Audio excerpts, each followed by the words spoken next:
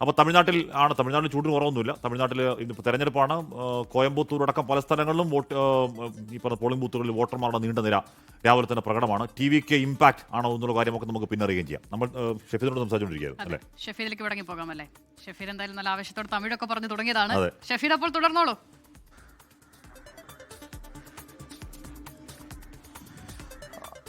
അസിത, ഉറപ്പായിട്ടും. അതായത് നമുക്കറിയാം, ഈ കന്യാകുമാരി ജില്ല അത് കേരളവുമായി അതിർത്തി പങ്കിടുന്ന ജില്ലയാണ്. അവിടെ 6 നിയമസഭാ മണ്ഡലങ്ങൾ. നേരത്തെ ഞാൻ സൂചിപ്പിച്ചതുപോലെ കന്യാകുമാരി, പത്മനാഭപുരം, നാഗർകോവില്, കുളച്ചല്, കിള്ളിയൂർ, അതേപോലെ തന്നെ വിളവങ്കോട്. ആ വിളവങ്കോട് മണ്ഡലത്തിലാണ് ഞാൻ നിൽക്കുന്നത്. അത് അതിർത്തിയിലെ അവസാനത്തെ ബൂത്താണ് ഞാനിപ്പോൾ നിൽക്കുന്നത്. ഇവിടെ തന്നെ ഏതാണ്ട് 16 ബൂത്തുകളും 18ഓളം വാർഡുകളുമാണ് ഇതിലുള്ളത്. അല്ലെങ്കിൽ ഇവിടുത്തെ ആളുകൾ 18,000-ലധികം വോട്ടുകളാണ്. ഇവിടെ നമുക്കറിയാം CSA ദക്ഷിണ കേരള ഇടവക സെക്രട്ടറി TT പ്രവീൺ, മലയാളിയെ നമ്മൾ പരിചയപ്പെട്ടുള്ള മനുഷ്യനാണ്.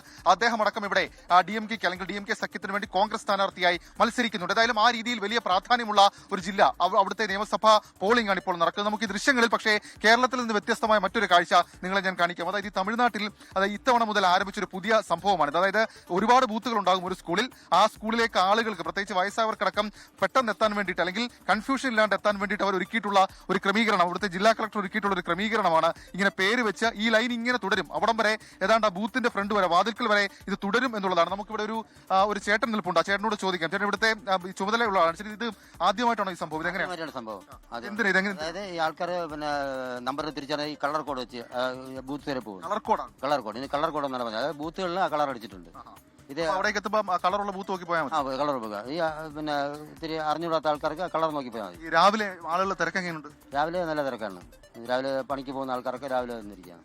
രാവിലെ തിരക്കുണ്ട്. നേരത്തെ നമ്മൾ സൂചിപ്പിച്ചതുപോലെ രാവിലെ തിരക്കുണ്ട്. ഇപ്പോൾ നിങ്ങൾ ഒരു കൺഫ്യൂഷൻ ഉണ്ടാകും. കാരണം എന്തുകൊണ്ടാണ് ഈ മലയാളം സംസാരിക്കുന്നത്? വിളവങ്കോട് മേഖല 80%-ലധികം മലയാളികളുള്ള ഒരു സ്ഥലമാണ്. അവിടെ തന്നെയാണ് ഈ കോൺഗ്രസിന്റെ സ്ഥാനാർത്ഥി, നമുക്കൊക്കെ തിരുവനന്തപുരത്തൊക്കെ പരിചയമുള്ള TT പ്രവീൺ സ്ഥാനാർത്ഥിയായിരുന്നത്. അവിടെ അടക്കം രാഷ്ട്രീയമായിട്ടുള്ള പലതരത്തിലുള്ള മത്സരങ്ങൾ നടക്കുന്നുണ്ട്. പ്രത്യേകിച്ച് ഈ വിളവങ്കോട് മണ്ഡലത്തിൽ തന്നെ TVKയുടെ സ്ഥാനാർത്ഥി, ആ സ്ഥാനാർത്ഥി മൈക്കിൾ കുമാറാണ്. അദ്ദേഹത്തിന് വലിയ ഇമ്പാക്ട് ഇവിടെ ഉണ്ടാക്കാൻ കഴിഞ്ഞിട്ടുണ്ട്. കഴിഞ്ഞ ദിവസം നമ്മൾ ഈ കൊട്ടിക്കലാശത്തിൽ വന്നപ്പോൾ ഈ റോഡ് ഷോയിലടക്കം ഏറ്റവും കൂടുതൽ ഒരു ബഹളം, അല്ലെങ്കിൽ ഏറ്റവും കൂടുതൽ ഒരു വേവ് ഉണ്ടാക്കിയത് TVKയുടെ റോഡ് ഷോ ആയിരുന്നു. അങ്ങനെ ആ രീതിയിൽ ഈ മണ്ഡലത്തിൽ അങ്ങനെ ഒരു പ്രത്യേകതയുണ്ട്. മാത്രമല്ല ഏറ്റവും സുപ്രധാനമായ മറ്റൊരു കാര്യം എന്ന് പറയുന്നത്, വിളവങ്കോടാണെങ്കിലും കന്യാകുമാരി ആണെങ്കിലും കുളച്ചിലാണെങ്കിലും ഈ മണ്ഡലങ്ങളിലൊക്കെ പ്രധാനപ്പെട്ട ദേശീയ നേതാക്കൾ വന്ന് രാഷ്ട്രീയ പ്രചരണം നടത്തിയതാണ്. മോദിയും രാഹുൽ ഗാന്ധിയും അതേപോലെ തന്നെ വിജയ് അടക്കം നേരിട്ടെത്തി രാഷ്ട്രീയ പ്രചരണം നടത്തിയ മണ്ഡലങ്ങളാണ്. അവിടെ സ്വാഭാവികമായും ആര് ജയിക്കും, TVK എഫക്ട് ഉണ്ടാകുമെന്നൊക്കെയുള്ള കാര്യങ്ങൾ അതൊരു ആകാംക്ഷയായി നിലനിൽക്കുന്നുമുണ്ട്. ഹഷ്മി, അസ്ത.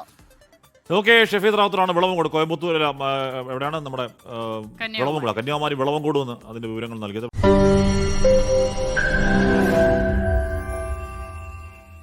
ലോകത്തെവിടെയായാലും ഏത് സമയത്തും 24 വാർത്തകളും ഓഗ്മെന്റഡ് റിയാലിറ്റി പാക്കേജുകളും എക്സ്പ്ലെയിനറുകളും വിശദമായി കാണാൻ ഞങ്ങളുടെ യൂട്യൂബ് ചാനൽ നിങ്ങൾക്ക് സബ്സ്ക്രൈബ് ചെയ്യാം.